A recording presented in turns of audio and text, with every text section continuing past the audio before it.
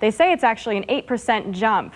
And a lot of those families are working families. Okay, now there are about 4 different cab companies here in Sioux City. Travelers were anxious and concerned wherever they had to go, no matter the wait. And for at least one traveler, not making it home for Christmas was not an option. They think we do, Zach. Right now, there's no telling how many cities Sioux City is actually up against. Competition runs through next Friday. Let's hope we can make it. Thanks, Jill. If you were able to drive around Sioux City, it was thanks to the snowplows and their drivers. One of those new movies out today is Up in the Air. Safe on U.S. soil, the missionary evacuees' concerns drift back to Haiti. The one picture that I can't get out of my mind is the father that had to bring in his own caskets and had to nail the lids closed on his kids. As a father of 3, Mark Korselman says it would be his worst nightmare having to bury his own child. There's a lot of mothers that brought kids in. We had 3 of them that passed away as we were helping them. Those mothers just kissed the kids and then they left. They said, we can't take them because we can't afford to bury them. Another heart-wrenching experience. The group says they wished they could have given the food and water from their own compound to those who were hungry, but it would have started a riot. It just tore at you to see the hurt. And you feel that because you feel helpless. Exhausted but thankful, the group says they have a new appreciation for the United States. There's something better to go to, but they just have to stay there and deal with it. For the group from Sheldon, Iowa, emotions will not be left in Haiti. They say this is a life-altering experience that has followed them back to the United States. The First Reformed Church will have counseling available for the group. From Sheldon, Iowa, Jyl Soboleski, KTIV News Channel 4. Well, when we left the airport last night, I was, kind of thinking, I might not get out of here for quite a while.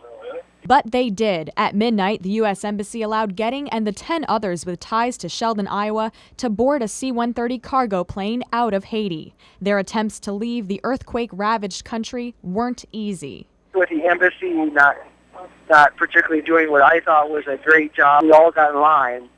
And I literally had to, push and, push my way to keep myself in line for fear that when the door would open, you just get trampled. Fighting to find a way home, Getting says he thought about his own family. Implanted in his mind are the images of the shattered lives he set out to save. Go to do something good and you just try to get out with your own life. PetSmart fell victim to a record snowfall, but with so many buildings similar to theirs, why them? It goes back to these isolated instances that codes don't address. That's one factor that may have led to the recent roof collapse in Sioux City. Engineers say when it comes down to how much weight any roof can take, it's more about how much material is used and how it's structured versus the actual material itself. We have guidelines that we use or building codes that tell us what our minimum design load should be. Whether it's concrete or steel, meeting a minimum usually means lower cost. I can design you a very strong building.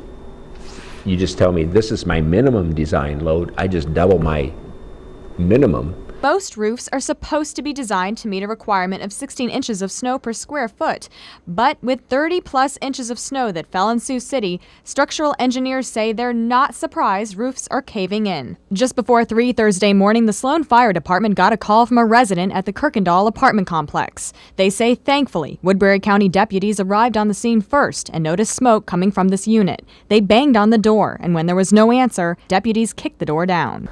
There would have been a lot more damage, and if she would have still been inside, there could have been a bad injury. Deputies rescued Julie Rush, who admits she may have caused the fire. I was asleep, and I must have dropped a cigarette in my bathroom rug. Deputies were able to put the fire out in just minutes. Rush says she was in such a deep sleep she didn't smell the smoke or hear neighbors knocking on her door. I was shocked. I was startled. Now, it may say no smoking on the door, but that's because the manager says you can't smoke in the hallways. Doesn't mean you can't smoke in your own apartment. All 8 tenants had to be evacuated. As for Rush, I'll be more aware. In Sloan, Iowa, Jyl Soboleski, KTIV News Channel 4.